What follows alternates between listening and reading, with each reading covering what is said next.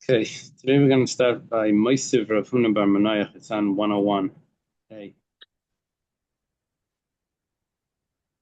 yeah, it's about 12 lines down from the top. Okay, I'm Kuf Aleph. Amud Aleph. Thank Hashem. People plan to every day. It's supposed to have a learning. We should have the base of English. So one of the things that we mentioned before, we learned in the Mishnah, is that Menachos, that means flower offerings or nesachim, libations, that became tamei before they were put into a vessel. You could redeem them, even though they've been designated. You can still redeem them. That's what we learn.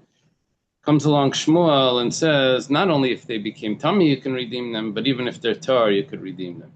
Yeah, that's what Shmuel said. So now comes along Rav Huna bar Menachos, Maseches Rav Huna bar Menachos. He asked the question that you could redeem. A question on can you really redeem it if it's tar? Can you redeem it if it's tar? So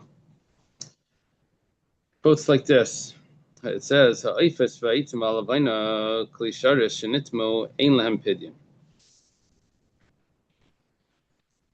This was in our Mishnah. It says, birds or wood or frankincense or a vessel that became tamei. Actually, the Shittim Kumetzes takes out the word shenitmo. Whatever the case is, that became tamei, ein lehem pidyon. They can't be redeemed. So the menachos can be redeemed, but the birds, the wood, the frankincense in a holy vessel can't be redeemed. And it says shleinemer pidyon ella bebehema. The only time we use the term, we only say redemption, that you can redeem something, that's only by an animal. When can you redeem an animal? If it gets a mun, if it gets a blemish. If it gets a blemish, you can redeem it. But by these things, there's no redemption. It says bishleim ha'ifes. I can understand why you can't redeem the birds. Kedushas haguf, because a bird becomes a karban. Karban is not just a monetary sanctity, but it's an intrinsic sanctity. It's called kedushas haguf, and so therefore, once it's an intrinsic sanctity, then v'lei nemar ela bebehema. The only time we have redemption by something that's an intrinsic sanctity, that's only by an animal. Only by an animal you can have a redemption, but by birds you can't redeem. When it comes to the wood, the frankincense, and to the holy vessels, lifriku, why can't they be redeemed? It must be that when something is tahar, you can't redeem it. The kasha on Shmuel was saying that the menachos could be redeemed even if they're tar. Here we're saying that you can't redeem things that are tar. That's our only possible explanation why you can't redeem the wood or the frankincense or the vessel. Right. You're suggesting that without anything going wrong, they go with somebody who He decides he wants to use this and give something else. Yeah.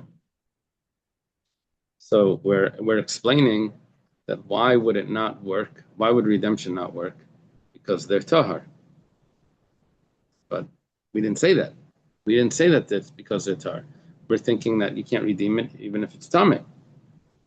What are you making up that it's because it's tar?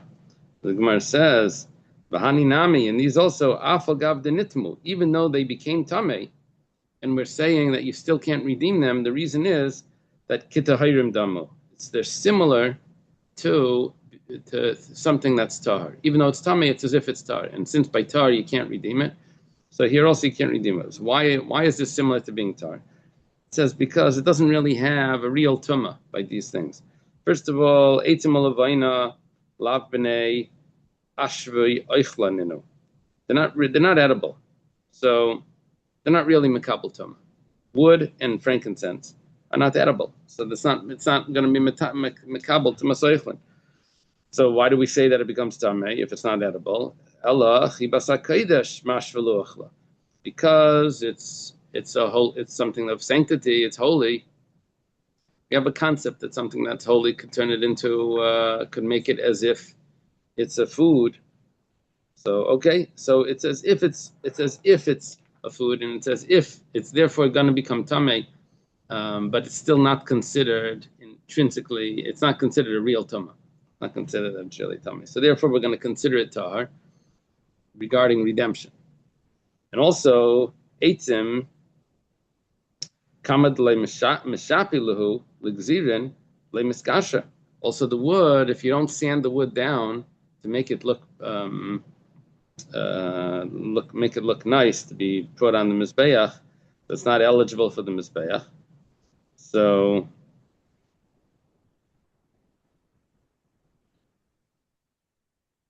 it's not going to have chibas hakodesh. It's not going to have chibas hakodesh, then it's not going to become tamei. The levina nami kamad leikitcha b'klishars lemiskasha. And the levina, if it's not put into a holy vessel, it's not eligible. So therefore, it's not going to have chibas hakodesh. So it won't be mekabel tama. The klishars nami hayol v'slatar b'mikveh, and we're going to consider the klisharis also that it's not really tamei, because you can always put it in a mikveh. Any vessel you can put it in a mikveh. So we're going to consider not tamei. If it's not tamei, then we're going to say that that's the reason why you can't redeem it. So now we have an explanation why you can't redeem it, all because these things are considered tar. It's like we're pressing a question, we're doichik a question on Shmuel. We're seeing that here, something that's tar cannot be redeemed. We're making that into a rule. Shmuel before said that something that's tar could be redeemed. Like, if it could be like made solid.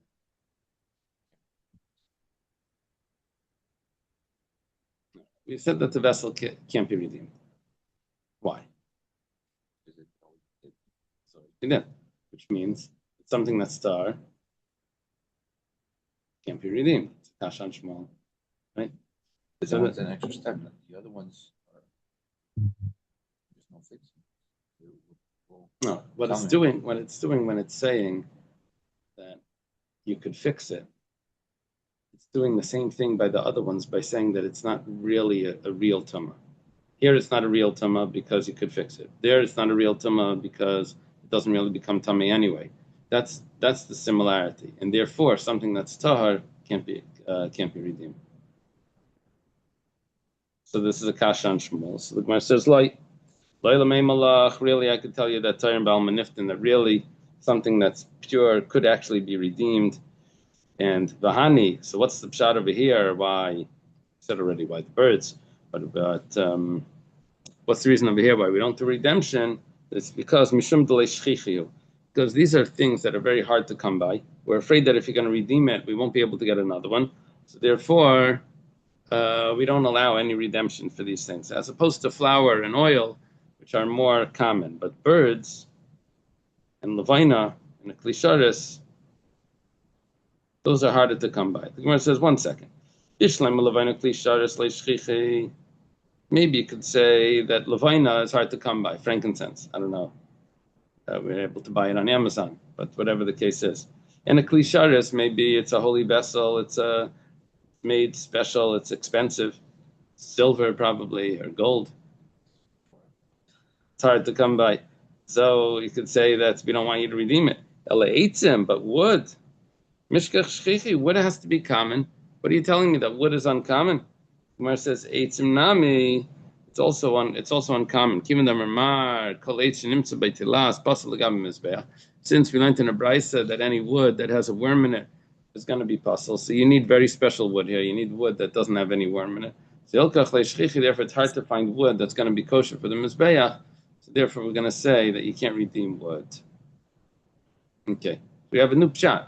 The reason why we had a kasha on Shmuel because we didn't understand the Mishnah. Now that we have a new pshat in the Mishnah, so now there's no kasha on Shmuel. Amar of Papa.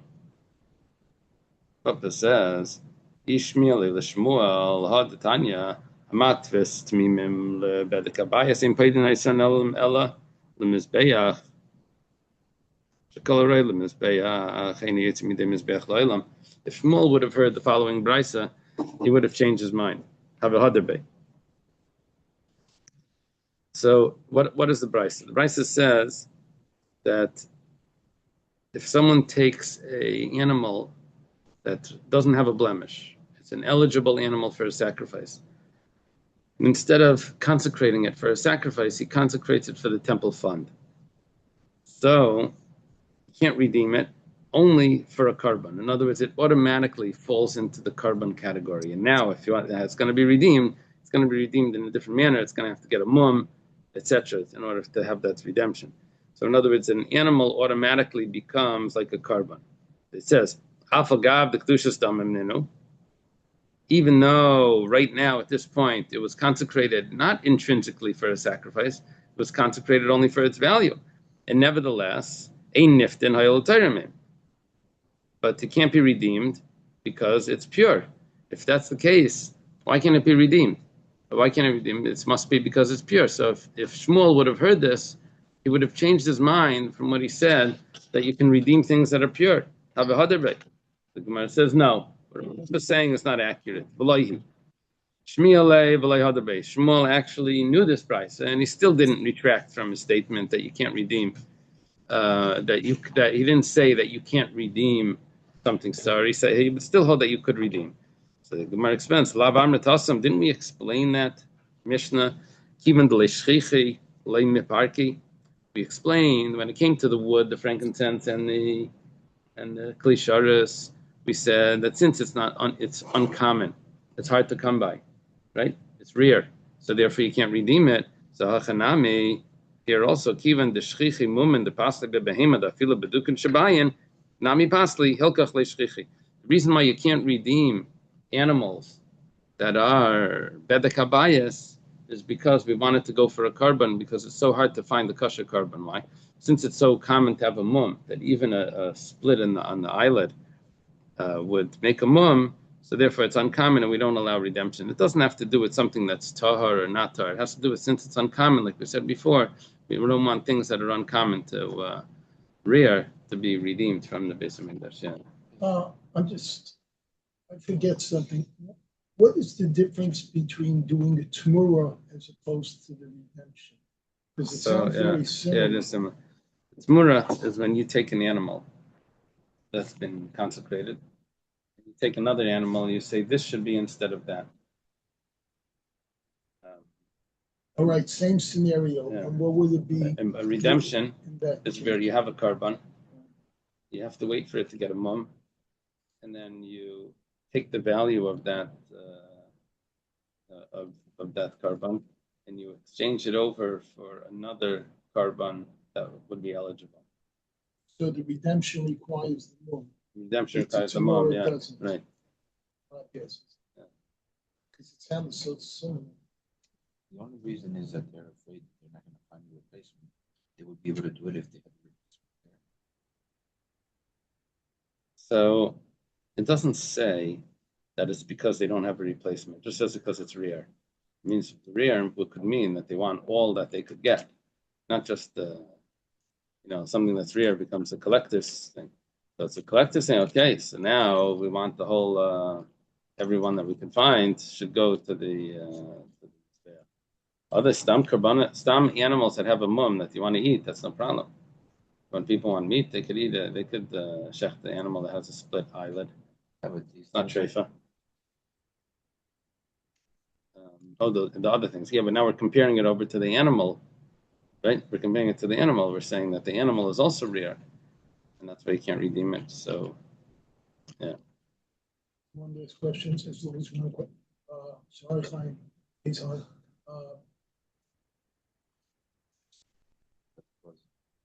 No. Oh, well, we said this redemption is only by animals. What about pidyon abein? We don't call ourselves animals. Hopefully not. But why is that? Well, you but just the pidyon abein is a mitzvah to redeem. That's a different. The mitzvah is to redeem. That's a different story. Here you have a carbon where you actually. It's a question if it's when it's redemption. So it's just the language is similar. Yeah, it's not. Yeah. Okay.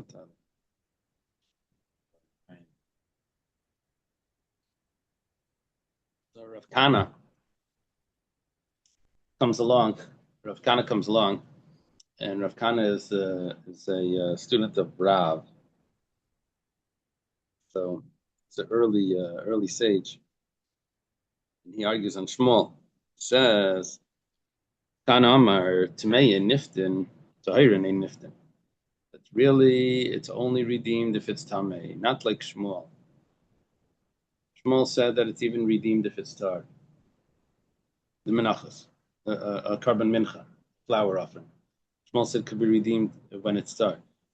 Comes along Rav Kana, it says no, it's only redeemed if it's Tamei. Rav Aishia also holds this. Tmeim Niftin, Tamei Niftin. Ikadamri, there are those that say a little different, that Amar Rav Aishia, Afil Tamei Niftin. Two opinions what Rav Aishia holds. Does Rav Aishia hold like Shmuel or does he not hold like Shmuel? Rabbi Elazar Aimer, Kulan Tmei Niftin, Tahirin a Niftin. All Menachos, if they're Tamei, they could be redeemed, but if they're Tar, they can't be redeemed. Except for a tenth of an ephah of a minchas chayte. Minchas chayte is when someone has a sliding scale offering, which is if he swore falsely, or if he entered the temple contaminated. So then he has to bring this carbon that depends on his tax bracket, right? Depends on his what he's able to afford. So if he can afford the animal, he brings the animal. Otherwise, he brings a meal offering. Now, the meal offering says, or a bird, an animal, a bird, or a meal offering. So there it says, "Sheyamra Torah mechatasai al chatasai." Now it says that he brings because of his sin and on his sin. The Gemara learns from that let's say when he did the sin, he was poor, but then he got wealthy. So you say al chatasai, then he has to increase. And if it says mechatasai, is coming to tell me that if he did the sin when he was wealthy, and then he lost.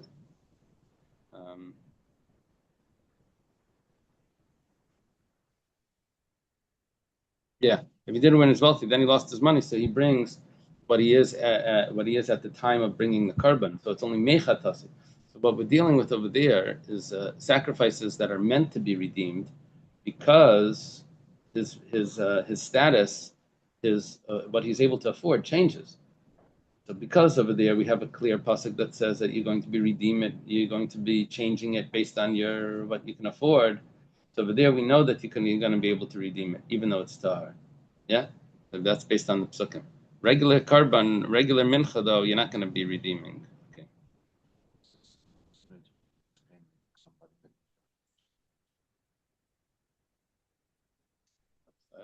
For someone else.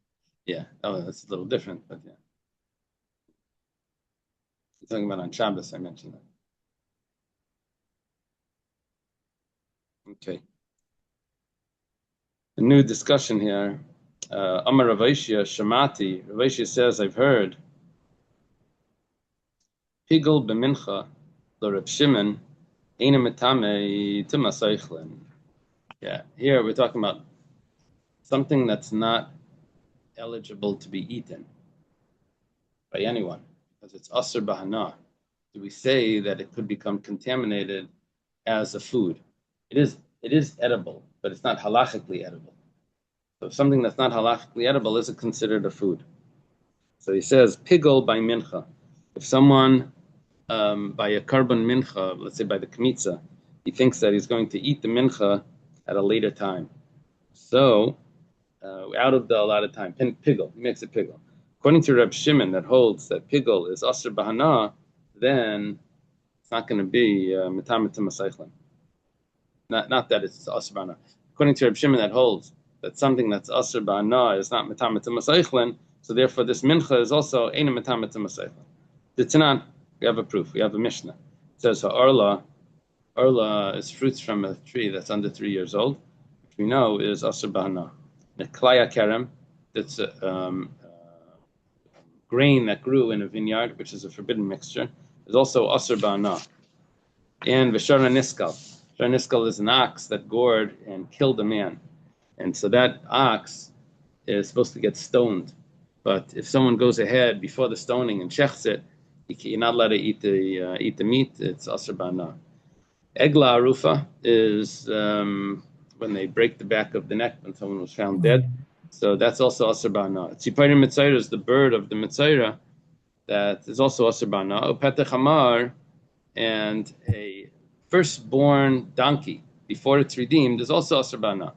Ubasar b'chalav, and also basar b'chalav. All of these are asr ba'ana. Kulan mitamen to masaychlen, even though you're not allowed to eat them. But the first opinion here, the Tanna Kama holds that nevertheless they're still tamei, as if they could become tamei as food. Because it's not that they're not edible; it's just halachically not edible. Reb Shimon says kulan mitamen to masaychlen. They're not even food. They can't become tamei. They're not tamei as food. Ma'adir Reb Shimon. The basar b'chalav shemetamei to masaychlen. Shimon says basar b'chalav is a little different. Basar b'chalav could become tamei. Hayel v'haislei shas hakosher, because it had a time that it was eligible before it was cooked together. Rashi says that because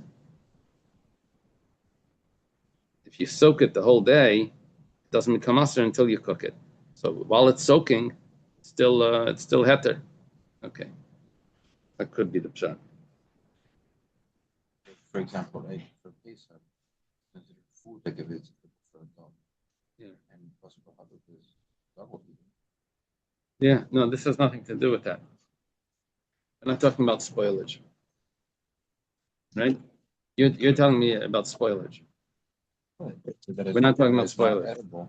We're talking about that it's not edible because it's halachically not edible.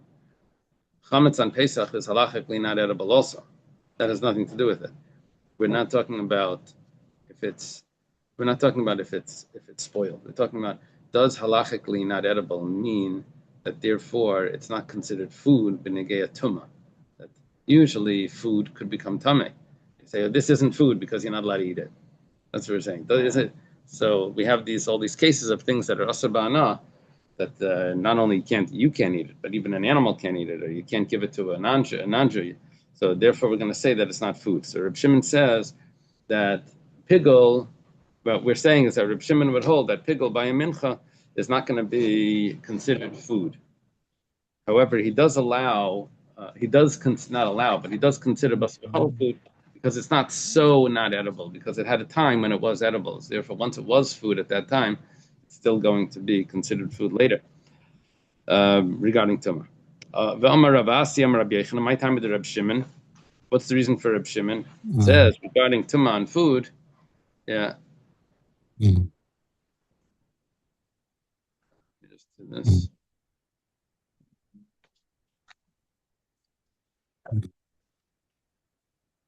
So consider it. We're going to about Tumas Eichlan. The pasuk says, "Mikol Eichel asher yachal," from all food that he will eat. Eichel shata Eichel yachal achil acherim. Food. Eichel shata yachal achil acherim is kari Eichel. That's how we say it. Food that you could feed to someone else is considered food. Eichel shata yachal achil acherim. If you're not allowed to feed it to someone else, why? Because it's prohibited. Ein a kari Eichel. It's not considered. It's not called food. And from this, Rabbi Shia learns that vaha pigul b'mincha nami oichel shiat yachal achil la'acherimu. If a kohen messes up the mincha by having the thoughts that he's going to eat it out of a lot of time, so then it becomes prohibited to eat. So therefore, it's not going to be considered food, and it won't become tamei as food becomes tamei. Yeah.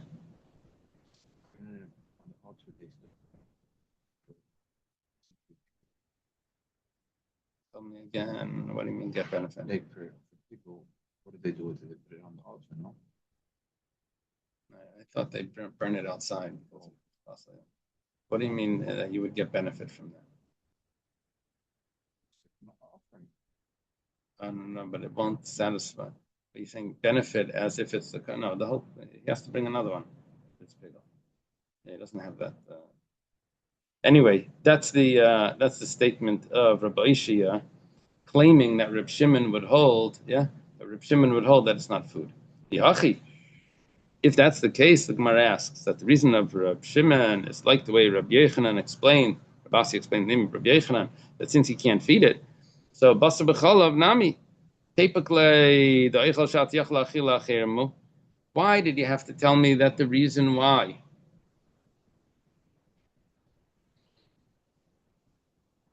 Why did you have to tell me the reason why basar b'chalav would become tamei is because it had a shasa kosher. It had a time when it was eligible. Because even when you were soaking it together, it still wasn't asur ba'ana. When does milk and meat become asur ba'ana? Only after it's cooked. But when you poured it in the pot, it was basar b'chalav, but it wasn't asur ba'ana. So at that time, when you put it in the pot, it was still eligible at that time. So therefore, once that was considered basar b'chalav food, because it was still eligible to be eaten. Or to be fed to someone else, you can feed it to a non-Jew or something.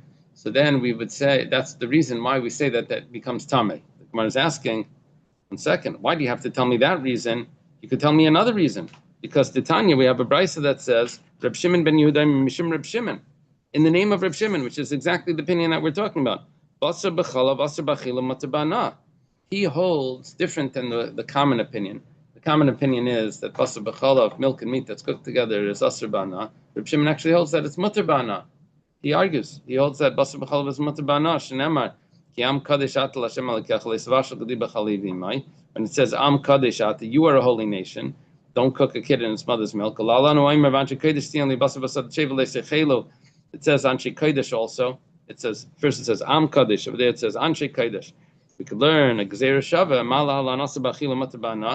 just like over there when it says by a treifa, it says you can feed it to the dog, right? The nevela, you feed the nevela treifa to the dog. It's asur b'achila, you're not letting it eat it, but you can feed it. Afkan asur b'achila matabana. Also over here, you can feed it to a non-Jew or to a dog, and so therefore we have a better reason why it's considered food according to Reb Shimon, because you could feed it according to his opinion. The Gemara says, Chodavayit Kamar. He gave me one reason, but he has another reason also. Yeah. No, we have 3 verses in Torah. One of them is tell me Asar Achila, one's telling me not allowed to cook, and that is not Reb Shimon. That's not the way Reb Shimon. Wait for Chulin. We'll get about another 100 days. We'll get to that. So, yeah. So the Gemara says, first of all, you're allowed to feed it, according to Reb Shimon's opinion. Even according to the opinion that you're not allowed to, or even for the owner himself, maybe that's the pshat. Even for the owner himself, it also has an eligibility because at one point it was eligible before it got cooked. Okay, we learned from Rabbi Shia that Reb Shimon would hold that pigul is not tamei shema seichlin. So the Gemara asks, Meisli, Reb Shimon says, Yesh naisar, there's a type of naisar, shu metami tama seichlin, v'yesh naisar shein metami tama seichlin. Naisar means iber geblimina, right? It's left over, an animal that's left over longer than its allotted time. Not that you had thoughts of leaving it over, but it actually was left over. Sometimes it's called lun, as we'll see in a moment. Lun means it's left overnight. The thoughts is the pigul. Thoughts is Like when pigul. you say yes, it's actually machlok. Some people think If it's pigul has to be if it's there. spoken, yeah.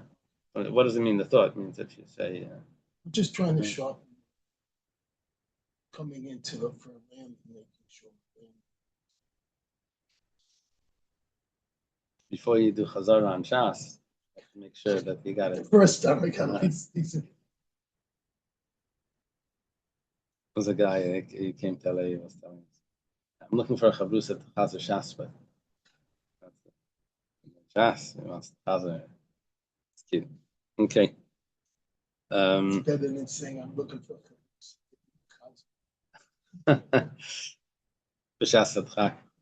Okay. So yesh nicer. There's a type of nicer that's left over that's tamei. Nicer that's not tamei. Kate said. Lon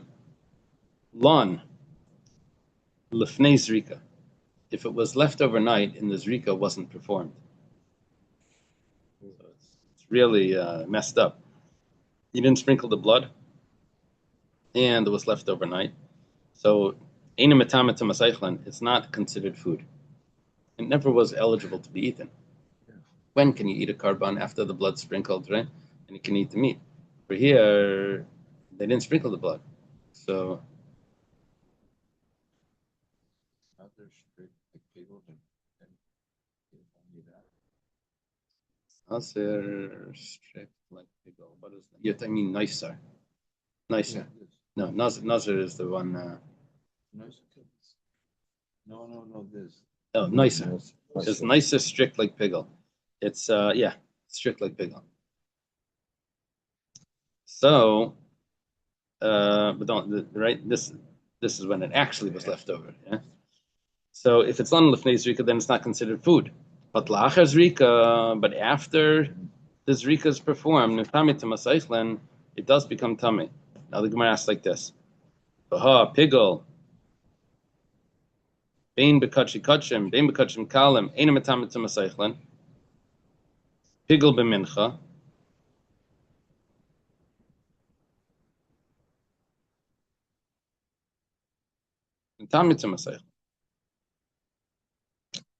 So is that the statement of the Brisa, or is that what he's thinking? Let me just see. I have to adjust the words. Vaha. It says you take out Vaha.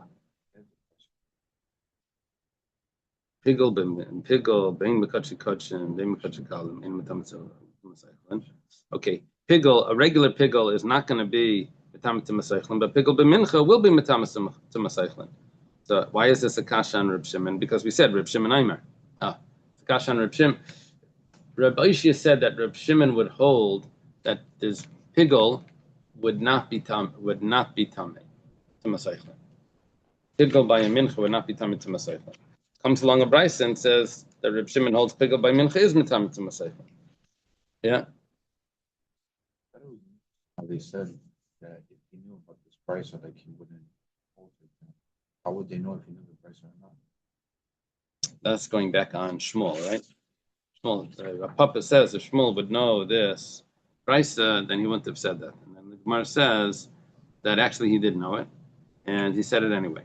It was being logic. He's saying maybe the reason why I said it because he didn't know this, and really he would have retracted. The Gemara says no, he knew it and he didn't retract.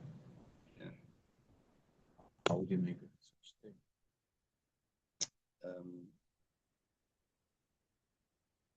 Because then we could say that about anything. Oh, the Rambam wouldn't say this if he knew about this other thing. How do we know?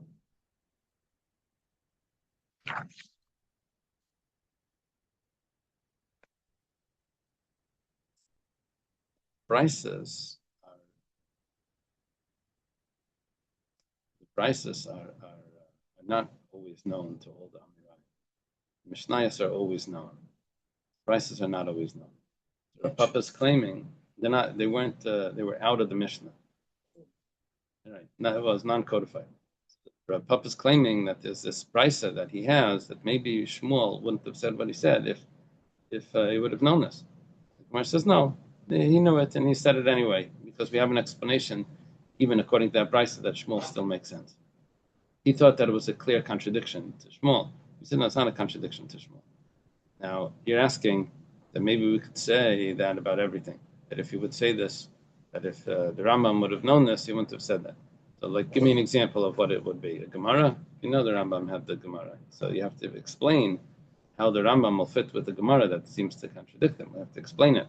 Not say that the Rambam wouldn't have said it, but because he had the Gemara. He must have signed it, right? He had the Gemara. But you're right. If there would be something that we didn't have, like the Alter Rebbe says about it says if the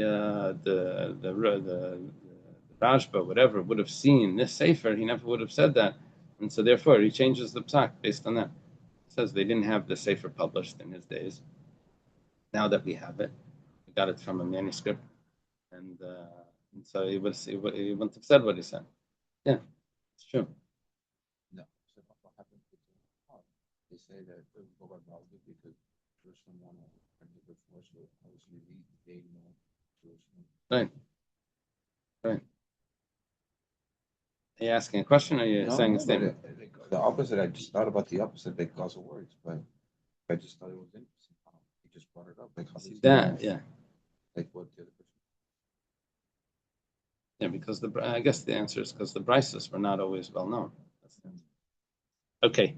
So we asked the question over here that the Chazon Ish holds differently. The Chazon Ish holds that anything that wasn't around during the time of the Shulchan Aruch, it's hashgacha pratis that it wasn't around, and therefore, even if we find later that it says in Sfarim this and that, we don't change the psak. Yeah, we don't change the psak because it wasn't around, and when we codified the laws, we didn't have it, and so that's it. That's the Alter Rebbe doesn't seem to say that. The Alter Rebbe says that if they when you come up with new manuscripts, you discover new things, you just go back, you change, but right? Interesting discussion. At least that's what it seems that there's that difference. It was about the Ramban wrote a Chidushei Ramban. He also wrote a Hilchas Nidal Ramban, a book of halachas, which the Rishonim didn't have. We found it later, and Alter Rebbe says if they would have seen book of halachas, then they would have understood what he meant was not really the way they understood it, because he wrote clearly in this other book. He wrote it clear. So he says, now that we have it, you have to learn it the way that we know that this is what he meant, not the way that they understood it without that. Right. Okay. So Leikash, we have a question over here. Is there a contradiction on Rabbi Shia that says that Reb Shimon would hold that pigel by a mincha would not become tummy because it's not edible. It's asur b'hana'ah. And here we have a brisa that says pigel by mincha is metamet masaychlin. So like kasha. My answer is there's no question. Kan in the brisa where we says that it's metamet masaychlin shais leishas akaisha. That's because it had a time when it was eligible to be eaten. The kan and where Rabbi Shia says that it's going to be not considered food. It never had a time that it was eligible. The Gemara asks, what do you mean it didn't have a time when it was eligible? Just going back to Shino b'mechubar. Talking about where the grain that you were consecrating, you were makdish that grain while it was still attached to the ground. It was never food. Because while it's attached to the ground, it's not food. By the time you harvested, it was already kaddish, right? But it's attached, it can't become tamals at that. The Gemara says, what does it mean? But you can always redeem it, and if you could redeem it, then it is considered eligible because you could redeem it, and just because you're makdish it. Why is something that's attached to the ground not food? It has to be like a product. It's not a product yet. Still, anything attached to the ground doesn't become tummy. Let's just leave it like that. Okay. That is, but he can redeem it, and if he redeems it, then that means that it's eligible. We had two opinions before what Rabbi Shia held regarding if he's arguing on Shmuel or if he was agreeing with Shmuel. If he was arguing on Shmuel, then he says that if it's Tamei, it could be redeemed. But if it's Torah, it can't be redeemed, then we can understand why you can't redeem it. We said, but you can redeem it, and then it will be eligible to be eaten, and then it would be food. It says no, because he holds that you can't redeem something that's Torah. Then Shaper. But according to the opinion that says that Rabbi Shia holds, and this is the same Rabbi Shia that's saying what Reb Shimon would hold. We had a Rabbi Shia before that was arguing on Shmuel. Now we have a Rabbi Shia that's explaining Reb Shimon. So, and according to the opinion that says that Rabbi Shia agrees with Shmuel, the afilu tahirim niftin, then lifrakinu, then why can't he redeem it? And if he could redeem it, then it's considered that it has eligibility, and then it should become considered food, and it should become tummy. My answer is hashtami alei parak. But the fact is, he didn't redeem it. You're right, he could redeem it, but until he redeems it, it's not considered food. Even the Gemara says, even the by parak lei, but since he could redeem it, we're claiming, but he didn't. It says, but he could, and the fact that he could, shamin alei Reb Shimon damar kolay medliftes kapadi dami. And that anyone that Reb Shimon says anything that could be, that has potential, is as if it's done. And since over here you have potential to redeem, so, and it's Reb Shimon. Reb Shimon holds this. The Tanya, Reb Shimon says, Tanya, Reb Shimon Aimer, para mitama tumasaychlin. A para duma, even though para duma is considered asr bana, but it's still considered food, and if it's touched by something that's tummy. Because right after it was shechted, it was eligible to be eaten. Bamrei Shlakish, why Reb Shlakish says, Reb Shimon, para niftas al gab marachta. Even a para aduma that's shechted and it's being ready to be burnt, it's put on top of the pyre to be burnt, it could still be redeemed. Wait, did you just, the sentence before, did you say the tummy food makes it tummy? But I thought saying that the paraduma can convey tumor like it does to the guy itself. So I'm a little confused. It is confusing. Here we're saying that even though the paraduma, the ashes of the paraduma, when it makes a person pure, and the person that's doing this and that or whatever becomes tamei, in certain cases becomes tamei. But nevertheless, the paraduma itself, is it considered food before it's burnt? Is it considered, if a piece of the paraduma is touched by an avela, will the paraduma get tumas oichlin on it? Right? Will it become tamei because food becomes tamei? Well, according to Reb Shimon says yes. Problem is, but it's asr ba'ana. You can't have benefit from it. Us? Yeah, we're not allowed to have benefit from it. A guy or somebody else? No, but asr ba'ana means we're not allowed to give it to a guy. You can't. Oh, right? totally. So asr ba'ana. So if you can't have benefit from it, so we know that it's not food. But Reb Shimon says that since it could be redeemed while it's on the, so therefore it's considered food. So we're seeing that since it could be redeemed, that has that ability to be food. The Gemara says hachiashta, hold it. And now we're going back that since anything could be redeemed, so it should always be. We're talking about the mincha. The mincha. We said that the grain. Why did we say the Bryce? Why did the Bryces say that the grain of a mincha is metamet maseichlin?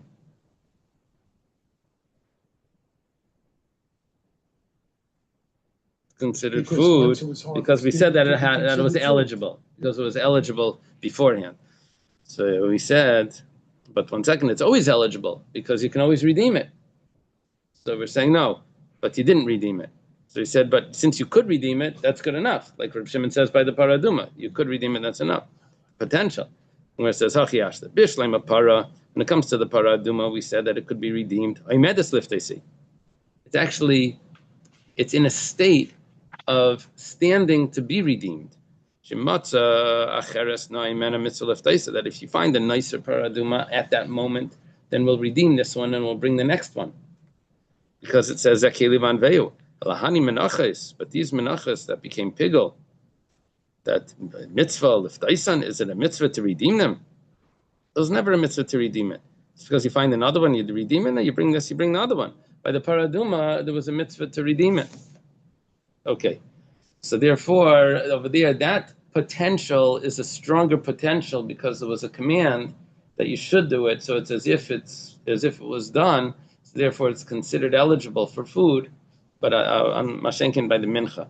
So if that's the case, so now we have a clear distinction between two types of minchas. One where it had eligibility, one where it didn't have eligibility. If it had eligibility to be eaten, then it's going to become tameh, contract tameh.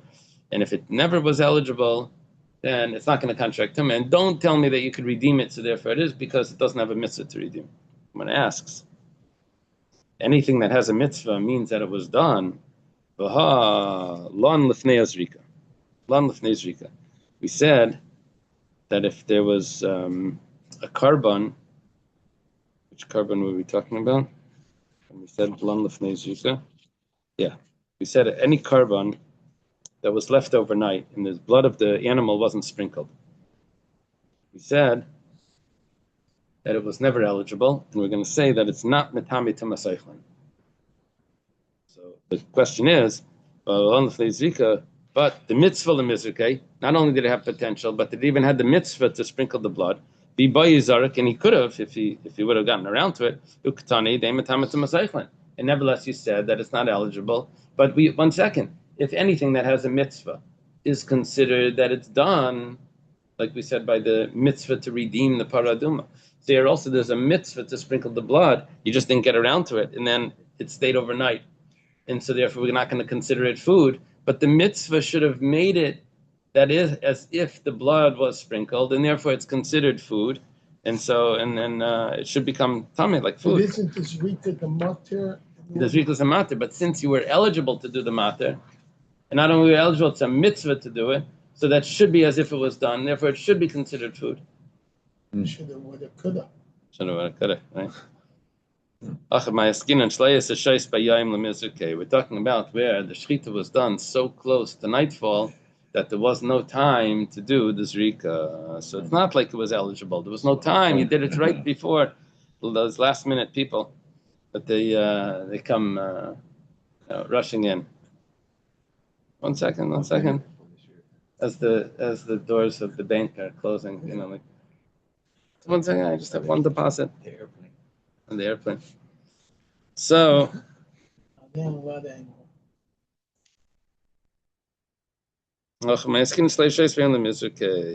the Gemara says, but what would happen if there was enough time during the day? What would you say then? Then you would say that it would become tummy. So now we just got ourselves into trouble because it says, we tried to make a contrast in this brisa.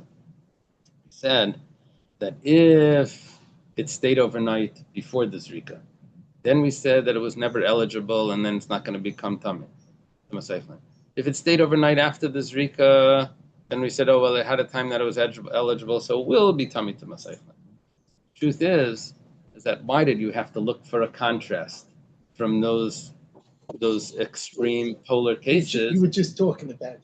You could have had a contrast from the case itself. Which case we could have seen the two laws in this case itself. We could have said, instead of saying lachar zrika metamit masaychlan liflik bedida, why don't we divide the case of kaidem zrika into two cases? By medavar mamor, and when do we say that it's not going to become tamei because it's not considered food? Shlei haysaloi shayis bayayim. That's if it didn't have time by day. Avalei shlei shayis bayayim metamit masaychlan. But if it did have time by day, then it would become. Why do you have to get the polar cases to tell me the contrast when in the case itself, when it was lon lefnei zrika, stayed overnight before the zrika, I had two possible cases there in that case itself, where one case it would be tummy and one case it won't be tummy. Depends if was it 5 minutes before the nightfall or was it 10 or was it right away before nightfall. If you had 5 minutes, then we would say that it was eligible for the zrika, even though there was no zrika done. You didn't need to find the case where it was lon lachar zrika to tell me that it's tumas eichlin. Even kaidem zrika, as long as you had 5 minutes to do the zrika, it would already be tummy tumas eichlin. Can it go the other way also? Like if it was not going to, like it didn't do it with enough time to complete the whole thing, why not disqualify from the beginning? Because it never had the potential. That's what we're saying. It's totally disqualified. Since it's totally disqualified, so it's not considered food. It's considered food. It doesn't become tummy. So, but we're saying, but if it did have, then we should have. And if it did have, then why did we? If it did have time, then if you claim that it really would become tummy, then so why do you have to tell me a case that it would become tummy if it was lon la'achar zrika? That it's even lon b'kaidem zrika as long as it was 5 minutes. The Gemara says hachinami kamer. The truth is that's what we meant to say. Lon kaidem sh'yira l'zrika if it was stayed overnight before it was eligible for zrika ena matam t'masaychlan. But lachar sh'yira l'zrika. But if it was lon after it was eligible, not lon lifnei zrika, that it was lon that it stayed overnight before the zrika. It stayed overnight before it was eligible for zrika, or it stayed overnight after it was eligible for zrika. Not that the zrika was done. Even if it was able to have the zrika, then it's already metamit masaychlan. Okay, so we just explained that when something is a mitzvah, we consider it already done, right? Just like by the redeeming of the paraduma, and now by the sprinkling of the blood, we consider it done, even though it wasn't done, just because it was eligible to be done. It was potential. Where it says Vaha Pigel, we said that Pigel, someone has thoughts by the zrika that he's going to eat it or out of the allotted time. We said Bein b'kachi kachim, Bein b'kachi kalim. We said by Pigel, by an animal, we said was not tummy to masaychlan because it was never eligible. 1 second. whether comes from mitzvah lemizrike, it's a mitzvah to sprinkle the blood. The boy is zarek, and if he wanted, he could have sprinkled the blood. Nevertheless, you say that it's not tamei. Gemara explains the question. My lav, the pigel bezrika. What happened over here? How did it become pigel? We said we're on right on top of 102. Hey, what happened is while they were sprinkling the blood, he had thoughts of eating the meat out of the allotted time. Now, right before that, he could have sprinkled the blood, and it was eligible to sprinkle the blood. It was eligible to sprinkle the blood. Then at that time, it was eligible to be food. So why do we say that it's not going to, this meat is not going to come into Masaychlan? There's a mitzvah to sprinkle the blood before he sprinkled the blood. And at that moment, it's considered done. If it's considered done, then it's considered eligible to be food. Therefore, it should always be tamei to Masaychlan. So why are you telling me that by an animal, if he has thoughts of pigel, that it's not considered tamei to Masaychlan because it becomes asur ba'ana? But before he did the zrika, it was eligible for the zrika. And at that moment, it should have been, we're imagining that when it's eligible, it was eligible to do it correctly. And do it correctly means that it would be considered food. The Gemara says, lie. We're not talking about where the pigel was by the zrika. Pigel b'shchita. He had thoughts of pigel at the time when it was shechted. So then it was never eligible to be food because already before you even shechted it, you're already having thoughts of pigel. So it's never had a moment when it could have been considered. Aval pigel b'zrika mai. But what would happen if the pigel was by the zrika? You basically just agreed to me that if it was pigel by the zrika, then it would be tamei to Masaychlan. We now ask the same question we asked before. In place of saying pigel b'mincha tamei to Masaychlan, liflik b'dida, instead of giving me the polar cases, the extreme cases of when do we say that it's considered food? That's only by a mincha it's considered food, but by an animal that became pigel, we would say that it's not food. Why do you have to do that? By an animal itself, you have one case where it is food, one case where it's not food. In the liflig b'dida, you could divide the case of the animal itself. When do we say that it's not considered food, the pigel b'shchita? That's because it was never eligible. You had the thoughts by the shchita of a pigel b'zrika. But if you had the thoughts by the zrika, we would say that since it was eligible immediately before the zrika to do the zrika, so it would be considered potentially done. Potentially done means that it's done, and therefore it's considered food. We could have divided the case of the korban itself to have both options. Gemara says, "Pigel b'mincha tzrichle." You're right. We could have divided the case up, but we wanted to tell you a chiddush. I want to tell you the chiddush of a mincha. The afagav the pigel b'kmitza by a mincha, even though the thoughts of pigel were at the kmitza, which means that the kmitza by a mincha is comparable to a shchita by an animal. And just like by a shchita by an animal, we say that it's not eligible, and therefore it's not considered food, right? If the pigel was at that moment. Like the So by the mincha is equal to the zrika by an animal. No, considered to the. It's the mater. No, it's the mater, but it's the mater. After you do the kmitza, then you burn it. There's the burning of the kmitza is comparable to the zrika of you have to first take it, then you have to put it into a vessel, then you have to walk it, and then you have to burn it. So the end of it is the burning of the kaimetz. The beginning of it is doing the kmitza. The beginning of it is the shchita. Just like by a karban you have shchita, kabbalah, halacha, and zrika. Okay. So by mincha you have kmitza, matan bekeli, halacha, and haktara. So the kmitza was comparable to the shchita, and at the shchita we said that it was totally not eligible, and nevertheless by the mincha we're going to say that it's still considered food. Since before you brought it as a mincha, it was considered grain, right? It's not because you didn't consecrate it while it was still attached. Remember, we're talking about you consecrated after it was removed. So since it was grain, it's always going to be considered food even afterwards. Okay, Amar Rav Ashi. Rav Ashi says, "Amrisa l'shmaita kameder Rav Nachman." I said over this discussion in front of Rav Nachman. Now, Rav Nachman is a bunch of generations earlier. Maybe it's Rav Nachman bar Yitzchak. Maybe it was a little later. Otherwise, it's a little surprising. And what did he tell over to Rav Nachman? He told over to Rav Nachman the question on Reb Shimon that an animal that could be redeemed, it's mitzvah to redeem, is considered that it's already done. So then,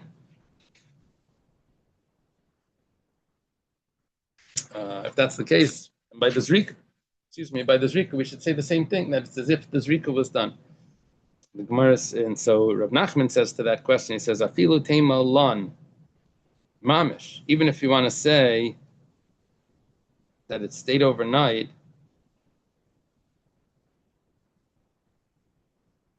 Afilu tema the pigel bezrika, ibai parakamar, ibai havizarek layamrina. Nachman says that the comparison is not a good comparison.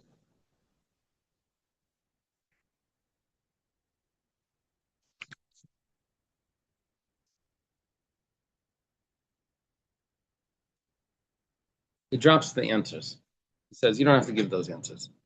Your question was basically that if you always say potential is as if it's done, he says you only say potential is as if it's done, that's only by a redemption. Because redemption is very easy to do. But you don't say the potential is done by an action where you have to actually go and do something. When it comes to words, you say the potential, but what by redemption, you just say this should be instead of that. Right? I'm redeeming this. It's just words. So words you can say, well, you could have said it, so we consider it like that's potential. But if you had to actually go and do it, then we don't say that it's as if it's done. So by the Zrika, we're not going to say it's as if it's done. So what was our question? Question was that what are you telling me that by an animal, we said that it's not considered food because it was lon lefnei Zrika, but you had potential to do the Zrika. And since you had potential, so it's as if it's done, therefore it should be considered edible. You don't say potential by something that you actually have to stand up and go ahead and do. You say, when you can sit on the couch and you can do it without doing any, then we say that's potential is as if it's done, right? Because to redeem something, you don't have to do anything. You just say that money over there should be get the holiness of that whatever. So redemption you could do. But when it comes to actually doing it, we don't say that potential. That's Rav Nachman's teretz. Rav Nachman says, excuse me, but there was no joke. The more you study, the more you know. The more you know, the more you forget. The more you forget, the less you know. So why study? I mean, that's kind of what it sounds like. She's like,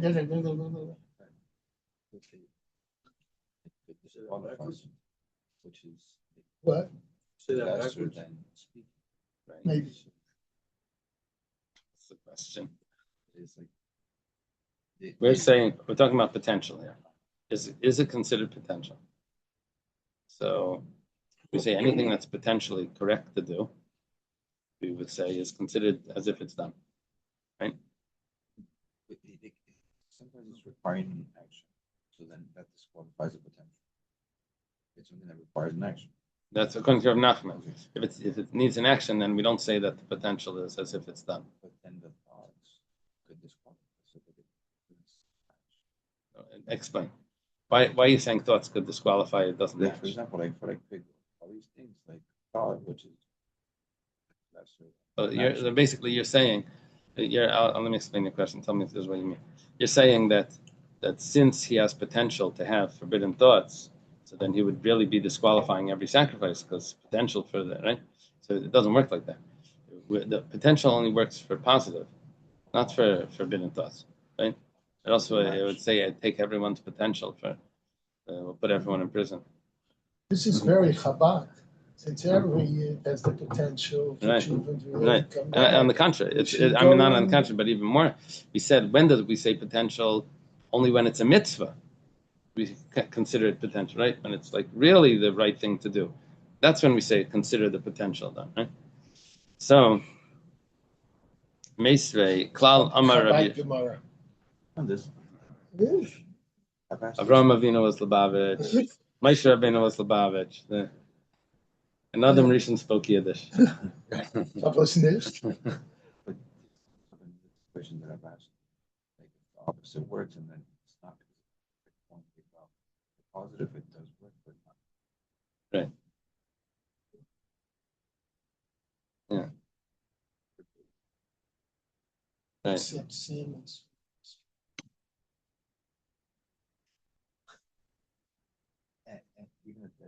Meisvei, going to ask a question. Klal Amar Rabbi Yeshua.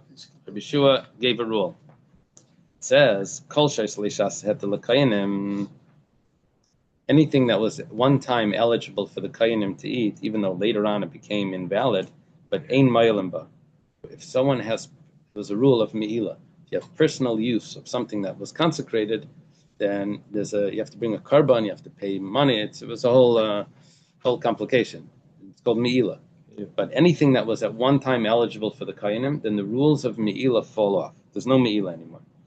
But if the Kayanim were never able to have it, in other words, and it became puzzle, so then the rule of Me'ilah that applied before continues afterwards, and it still retains its Me'ilah status. Me'ilah means in English? Me'ilah is consecrated. No. Me'ilah means a trespass. Me'ilah means a trespass. It's a violation to have personal use. Okay. Of yeah, something yeah, that's yeah. consecrated. That's what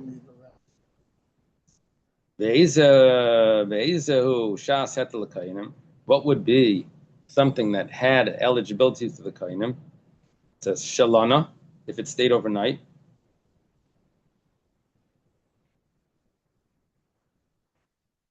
Vishnitmes, or it became tameh. Vishiyatza, or it left the temple area. What was something that was never eligible? That would be nishchata. That would mean if it was slaughtered chutz lizmana with intention out of the allotted time. That's basically pigel. Chutz kaima, or you had intention to eat it out of the appropriate place. Vish kiblub sulam, or at the time of the Kabbalah Saddam, the kainim that were receiving the blood were puzzled. Vizarko estama, or they sprinkled the blood. Kiblub sulam vizarko estama, they sprinkled the blood. They received sulam, caught the blood, and then sprinkled it. When it says Katani Mia Resha Shalana Vishinitmis Vishiyatsa. What was the first case when you said that it was considered eligible for the Kayanim? Said that it stayed overnight, it became Tamei, or it left. My love, Lana Mamish. Probably it means that it literally stayed overnight, even though the blood wasn't sprinkled. Vahacha the Ibai Havizarik Uktani Dain Mailim. Why are you telling me that it's considered eligible because it stayed overnight before the Zrika? Because you would consider the Zrika to be done, because it had potential to be done. So that's considered eligible. It's a kasha on Rav Nachman, that Rav Nachman says, I only say potential when it's not an action, only when it's verbal. But here we're saying potential even by an action. Does loy, ru'ya latzeis, ru'ya letame. We're talking about that really the blood was sprinkled. And what did we say? Because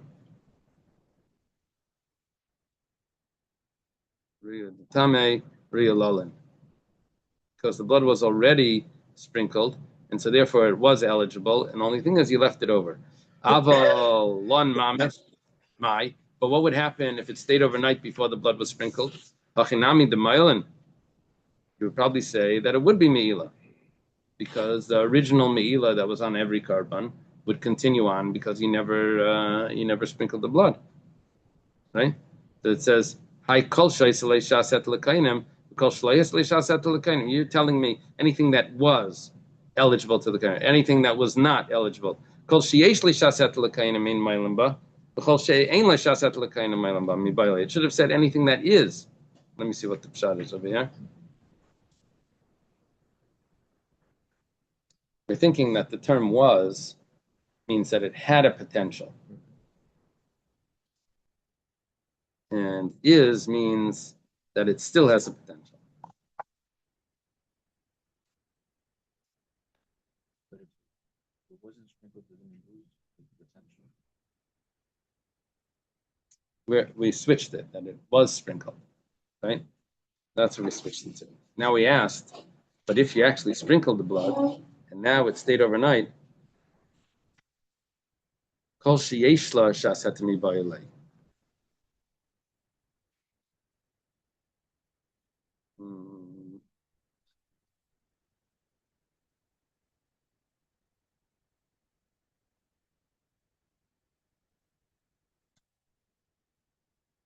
Let me see how they write it in the art scroll.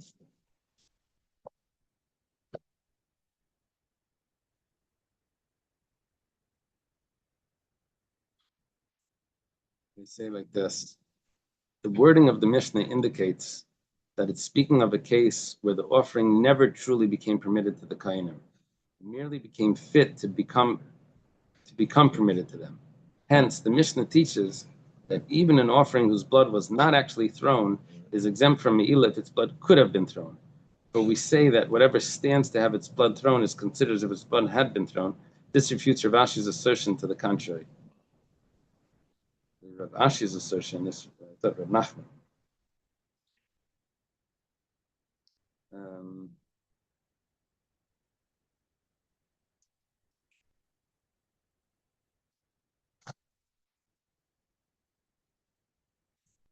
What is number 23? Let's see. When an offering truly becomes permitted to Kohanim by having its blood thrown properly on the altar, it becomes permitted through a specific action at a specific moment in time.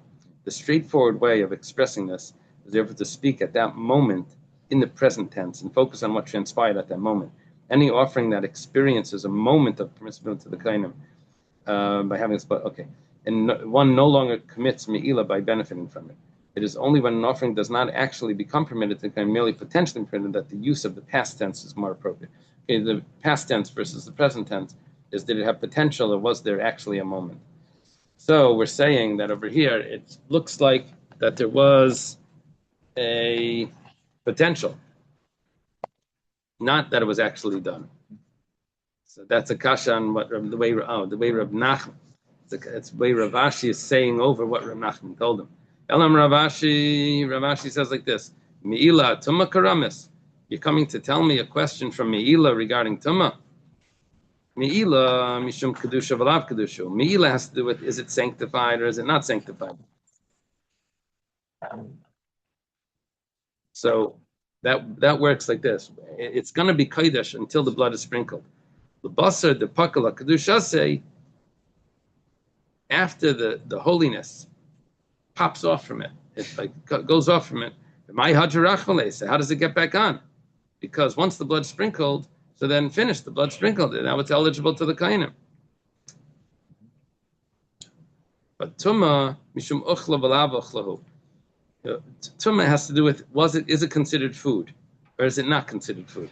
Kol Heichadi Boyi Zarik, Matzi Zarikli. Anytime that he could sprinkle the blood, and he is able to sprinkle the blood, so we'll consider it food. There's a lot of parentheses here. Yeah. The boy Zarek. The boy Zarek. It's supposed to be. You take that out. The boy Loy Zarek. The Eloy Zarek. Sure. Loy Mashalei Ochla.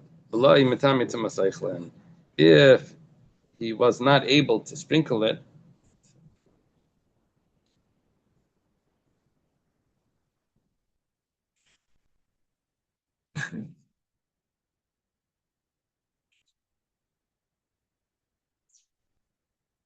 You didn't have potential.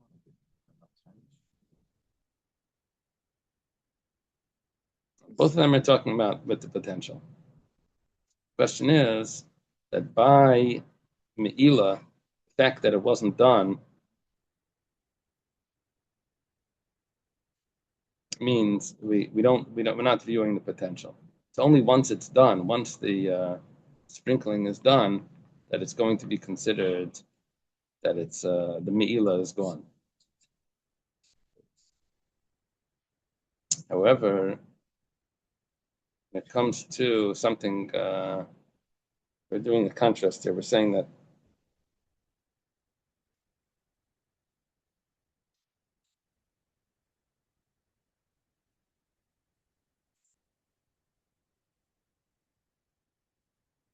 Me'ilah Mishum Kedusha.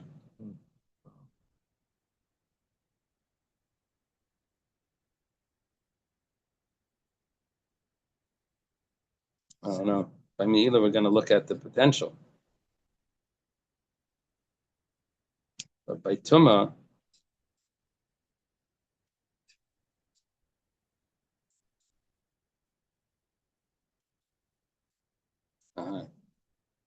By me'ila, it's like this. I mean, it seems like the me'ila is a halachic.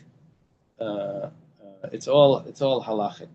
Is it considered holy or is it not holy? So once the halacha tells me that there was potential to do the sprinkling of the blood, so that potential to sprinkle the blood is already going to change the status of the halachic potential of being able to sprinkle the blood will change the status of me'ila, and then it doesn't come back. The me'ila is already off. However, when it comes to is it considered food, so the halachic potential of sprinkling the blood is not enough to make it food, because for it to be food, it has to actually be food, not potentially food. Not right to be food. That's what we're saying. It's not like to be food, even though it's relevant for halacha, but you really need it to actually be food. That's the way I'm understanding it. Does that make sense? Yeah. So the food, it actually that you need an actual brika. Go back to what Rav Nachman said, that we're not going to say that potential to sprinkle it is going to turn it into food. Okay, Meisvei. There's a question. Maybe Asham Talai. Asham Talai is what someone brings if he's not sure if he did an Aveira. So what you do is you bring an Asham Talai, someone there was food on the table that he ate. Could have been Chalev, but he doesn't know. So until he finds out, he wants to have some sort of protection. So he brings this carbon that should protect him from the punishment until he finds out for sure. And this one's more expensive. I thought it was actually more expensive, yeah. B'noida shalei chata, and he finds out that he never actually did the sin. Imad shalei nishchat, if it was before the carbon was slaughtered, noidalai, he finds out yatzavir b'eder. So it was all a mistake. It goes out and it can pasture in the pen with the flock. Div Reb Meir, that's what Reb Meir says. Because it was only consecrated with the intention that he was going to need it. The Chachamim say that Yira Achi is starved. No, it can't just go into the flock. It has to actually get a mum. Then after it gets a mum, it's still considered consecrated. You have to deal with it as if it's consecrated. Rabbi Lezer Reimer, Yakriv says you bring it anyway. Wait, bringing the thing he did Me'ila? No. This is a carbon Asha. This is a Asham Talai. Asham Talai. It's Asham Talai. Is that? It's when you're not sure if you did an Aveira. It's It's also an Asham Me'ila, but we're done with the Me'ila now. We put that in. We put that in. It's Fartik, right? So here with Rabbi Eliezer holds that when it comes to this carbon that's brought on the doubt, don't worry about if you know you don't really need it. Okay, so it's for a different sin. So okay, I'll bring it for something else. Remember that book, All for the Boss? All for the Boss? Yeah. So in the book, All for the Boss, one time the mother tells the father that one of the kids needs a patch. So he went into the room and he hit. And the mother says, no, it wasn't that one. It was the other one. So he says, okay, he probably got that for something else that he did. Okay. So it goes like this. So that's the opinion of Rabbi. Then the Mishnah goes on. It says, Mishin Nishchat Naidaloi. If he finds out after it was already shechted, so it says Adam Yishafich. You spill out the blood. Because he realizes that he doesn't need that carbon. You don't sprinkle it. Babasi Yisarif, and then you just burn the meat as if it would be a non-carbon that was shechted in the Azara. Nizra Kadam, but let's say the blood was sprinkled already. Then you find out that you didn't do they found the camera, the camera footage. He ate the other one. So then, Habasar Yachal, the test came back from the lab. The Basar Yachal, then you can eat the meat. Okay, Rabbi Yossi says, Afilo Adam B'Kais, even if the blood is in the cup, Yizarik, you can still sprinkle it. Babas Yachal, and you'll be able to eat it. You find out that you didn't sprinkle it yet. He says, don't worry, go ahead and sprinkle it. Amar Rava explains what Rabbi Yossi holds. Rabbi Yossi B'Shitas Rabbi Shimon Amar. Rabbi Yossi is following the opinion of Rabbi Shimon that he says, the Amar, that we consider something sprinkled. So why not go ahead and sprinkle it? It's as if you sprinkled it anyway. If you sprinkled it anyway, then what's the rule? Then you anyways eat the meat. So even though you didn't sprinkle it yet, it's as if you sprinkled it. So Kashan, the way Rav Nachman explained that even if maybe Rav Ashi explained that it will turn it into it will turn it eligible. We consider it as if it's sprinkled. He said that if harder an action. All right, Kashan Rav Nachman. Right, the Gemara says Midihu Taima. Says, is that the reason? Is Rava's reason that it has to do with potential? Is that the reason? Amri b'marava mishmei de Rabbi Yossi bar Chanina time de Rabbi Yossi. We have another pshat in Rabbi Yossi. We said in the West the reason for Rabbi Yossi is the kasavar klisharis mekatchen esabsulnik lechatchila likarev, that the klisharis, because it was held in a cup, that makes it, even if it's not eligible, that makes it as if you're able to bring it already. Even if it was possible, you still continue to bring it. So even though we find out that this wasn't really a korban, but because the blood was already in a cup, you bring it anyway. It's not because of the potential. It's because of the klisharis. And the klisharis has that ability to do that. Can we go over that one more? Yeah. They did the shrita. They didn't do the zrika yet. In a cup. Then, okay, and they went and they take the Kohen's pieces that No. Some of the blood meat's is burnt? the blood is in the cup, and you're getting ready to sprinkle the blood. So this is before anything. And he finds burnt. out that, by the way, you didn't do the avera. You don't have to bring it. No, but I'm saying this is before the meat's burned. Yeah, you So didn't how sprinkle the can blood. you be talking about achila before the meat? So the question is over here: if you sprinkle the blood, go ahead and sprinkle the blood, then the korban will be good, and then you'll be able to eat the meat. If you don't sprinkle Raw the blood, or cooked? Cooked, you'll cook it. But it depends what's happening over here. So we said Rabbi Yossi's opinion was that you go ahead and you sprinkle the blood. And Rava, his opinion was, why do you sprinkle the blood? Because it's as if it was sprinkled already. So just go ahead and sprinkle it, because anything that's potential is if it's done. Now you just do it actually. We said, but that doesn't fit with the way Rav Nachman explains potential. The potential is only by verbal things, not by. So we said that the reason is not because of the way Rav explained. The reason is because once it's in the cup, it's already kodesh, and you can already continue once it's in the cup. That's not because of potential. Amalei Rav Ashi Rav Kana. Once it's in the cup. Rav Ashi says to Rav Kana. Now this is a later Rav Kana. Rav Kana was a teacher of Rav Ashi. Rav Kana number 2, or number 6, depending on which historian you go by. Midam Reb Shimon since Reb Shimon holds that anything that's potential is if it's done, potential to eligible to sprinkle is if it's sprinkled. Anything that's burnt is if it's burnt. Nicer upara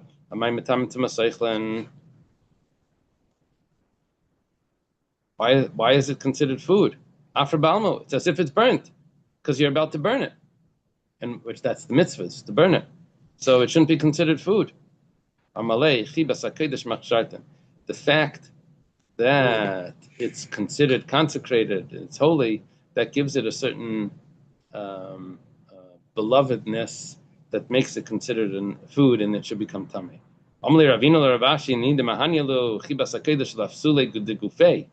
L'krui tami nami, but l'mimne be'rishin v'sheni.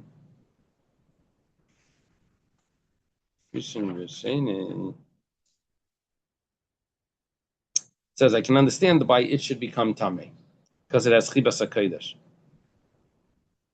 However, hanilu chibas hakodesh, absolutely the gufay. Even though it's considered burnt, but nevertheless, we're still going to consider it food. And l'kruye tami nami, that it should be called tami. L'mimnei be'rishin v'sheni. However, tifshet to by Rish Lakish, this could answer a question that Rish Lakish says. Bitzarid shel menachos. If you have a dry part of a mincha that didn't get wet by the oil, do you say mainim by Rishon v'sheni? I ain't mainim by Rishon v'sheni. Do we say that usually grain, in order for it to become tamei as food, it has to get wet? So there's poured the oil in the mincha, but it didn't touch all of the. So there's a part of it where it's still dry. And do we say that if something tummy touches it, do we say that it's tummy, that it can count from it? It's a first level, a second level of tumma, like that.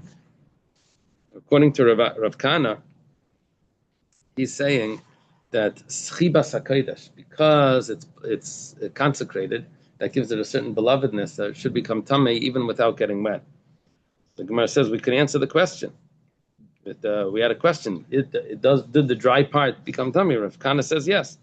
It says kimi baile Rish Lakish deraisa. No, Rish Lakish's question was, does it become tummy mideraisa? Ki kamrinan derabanan. But when we said chibas hakodesh makes it tummy, that was only rabbinic. So you never answered Rish Lakish's question by this answer, because his question was, what about on a biblical level? Will it become tummy? Let's leave it at the Mishnah.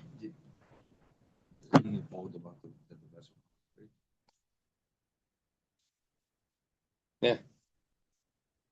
But that doesn't mean that the vessel makes it tamei. The vessel could consider it eligible for tumah. It doesn't get wet. Midaraisa. Does it make a difference? The dry. Yeah. Once it's wet, then it's. It didn't need oil. No, it doesn't. No. Okay. Have a good week, everyone. We're still on 102A.